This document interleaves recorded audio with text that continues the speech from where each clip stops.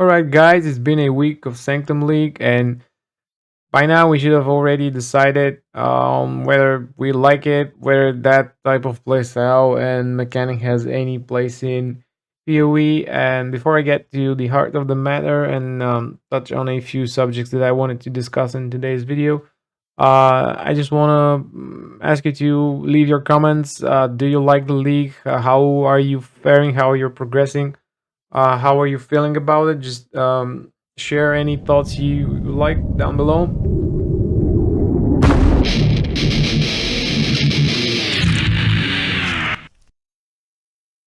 In time, you will know the tragic extent of my failings.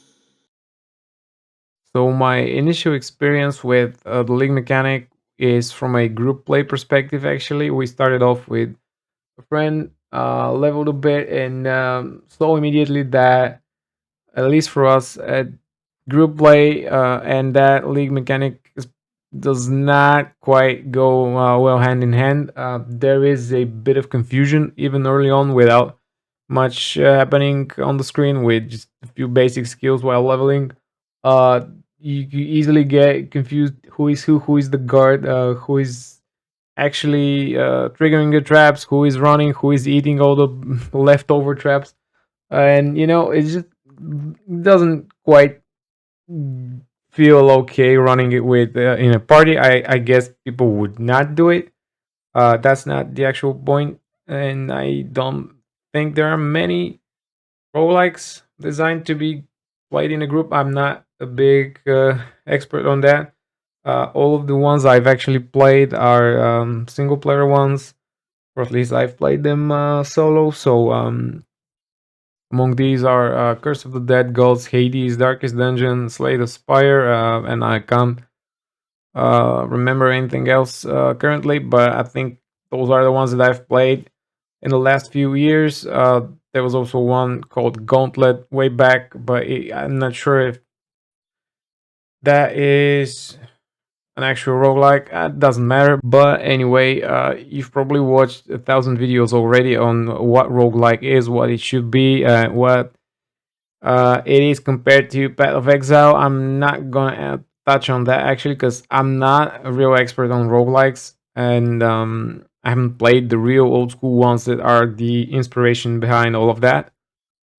Yet, from my experience with the ones that I had played, I had come to the conclusion that there is a sense of slowly chipping away at an ice block until you get what you want eventually. And it also reminds me of there was a episode of Doctor Who. I don't remember which season, but it was with Peter Capaldi where he was trapped in a castle which was designed as a torture chamber for his mind or sanity or something, and then he suddenly realized that uh I'm not quite sure what. I don't remember because it was a while ago, but he had to slowly uh chisel away at a rock or something. Like there was the metaphor that the bird could grind the diamond down to nothing with its beak. But anyway, there he died time and time again. Got revitalized by some chamber or something, and yeah, that thing actually reminds me of how that kind of game should be played, and repeating that cycle time and time again, you get better at dodging, better at killing, you get more skillful, and eventually you finish your run. However, in the frame that is PoE, the ARPG, I don't think that 3 months lifespan of a league is enough for most of the players, which are 99% casual players and people who are working something else and just don't have that time to grind the shit out of everything. I don't think that these people would kind of have the time and grit to just chip away at that ice block. And even if they do, they kind of have to do it on low tier maps because I've seen people doing it like on T1 maps, doing it in the reliquary because it's monster level 68, I think. So And let me get to the actual point where I just rant a bit about the afflictions and how screwed up you can be just by a regular throw of the dice. And it's not something that you could quite control. It's not something that you could um, outmaneuver or predict. It's just an unlucky roll, I think. And that type of shit sucks. So yeah, you do have your relics and the stuff that you acquire through all your failed runs, through all of your first floor boss kills, for example. You could still get decent relics. I did. I mean, I have a lot of good relics that I thought would be like, wow, this is going to just trivialize floor three, for example. But no, it doesn't. It just, I mean, at some point, it just gets insane. And having a choice between 40% reduced movement speed, prismatic, deceptive mirror, which just throws you in a random room, and for example, something that prevents you from recovering resolve is just, I mean, it's unfair to say the least. So if we do get most of the time just forced into choice between three horrible outcomes, then at least these should be like toned down a bit. For example, instead of 40% reduced movement speed, maybe it should be 20 or something like that. I mean, there are really run breaking ones that sometimes you cannot escape from them, and it kind of breaks your whole setup, and then you just feel like you've wasted your time running up until that point. So you just have to scrap it and start a new one. But you've wasted it if you've never gotten anything out of it in the first place. So that's a bit of a downer for me. Just a few things that I think they could add off the top of my head. Uh, some currency or relic or boon, perhaps, that lets you skip a whole room. For example, in that situation where you can't actually choose anything that doesn't break your run. If there is such a boon, though, just ignore me. I haven't seen it yet, but I don't think there is. And I know it goes against the idea of roguelike and that well established system that is working well in other games, but maybe for me at least, it feels a bit like a chore, especially when I'm racing against time to make the best out of that mechanic in a 3 months time frame.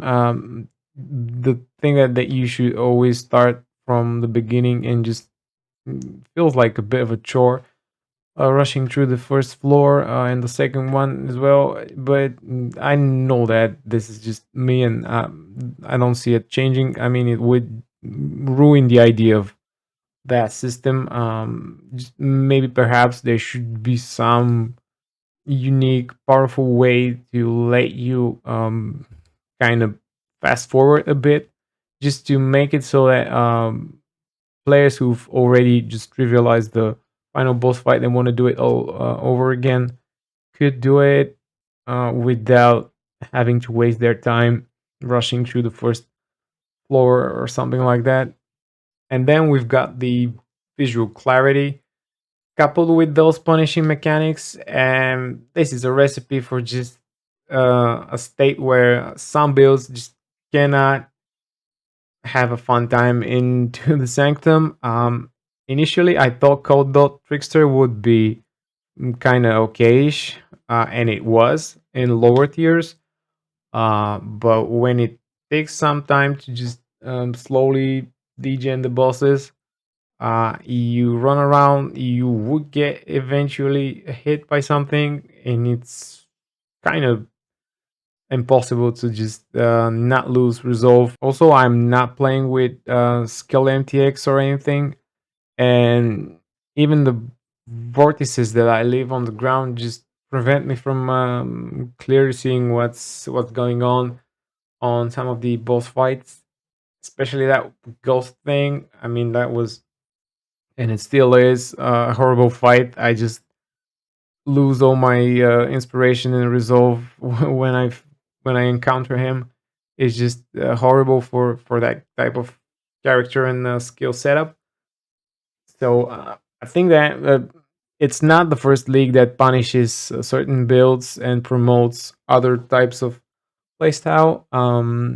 I think though that just builds that require you to stand still and cast for a split second, especially in the trap rooms, are having a bit of a hard time. With all that being said, though, I want to say that I enjoy the league more than I enjoy Calandra League, perhaps. I kind of like that challenge, that type of playstyle in other games. So it being implemented in PoE can only bring joy to my heart. But um, I just think that it should be toned down a bit to the state of being fair for most of the players. Because at that point, I don't think it is. But yeah, every league is like that. You get all the tweaks and patches and fixes along the way. Eventually, many leagues become what they should have been later on when they're implemented core. I don't see a problem of the Sanctum being implemented core. I think it would actually be a great thing that players could go back to on standard, for example, because I do think it requires more than a 3 months lifespan of a league to get the most out of it. And with all the holidays and people traveling around, I think that many of us would kind of miss a few weeks of flight time during December, January, or something. And I do hope that we can get more Sanctum action in the future after it's been fixed, adjusted, and brought to a state of perfection. I've yet to try it with a melee character. I will be rerolling during the weekend probably. I'll see how melee fares in that, but I think overall you do need a lot of DPS to just trivialize most of the boss fights. You don't want to spend too much time dicking around and running around like a headless chicken. You just need to gun down the boss pretty quickly and not give him a chance to do extra shit. The same goes for the trap rooms. I failed most of my runs in the rooms where you don't have cover, where you are exposed to the flaming skull ray thing, and you just don't have enough dot DPS to do it as fast as possible. And at some point, you just get hit. So, yet again, we've come to the conclusion that 30 million DPS should kind of fix all of your issues. You don't need to dodge something that is already dead. I just wish that GGG would find a way to make things a bit more enjoyable and easy for us, for thoughts. And do remember, that overconfidence is a slow and insidious killer. thanks for watching and see you next time.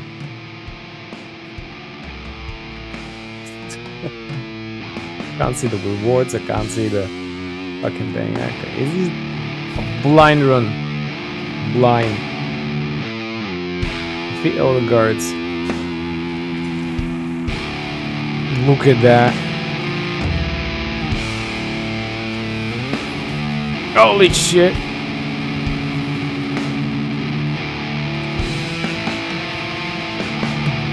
This is insane.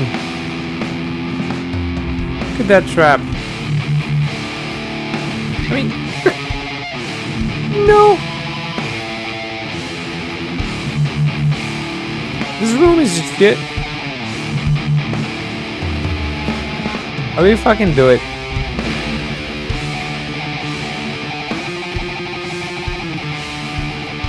Man, that's the shittiest room I've ever seen. Can't think of a shittier room and design. Look at that. What the fuck is that?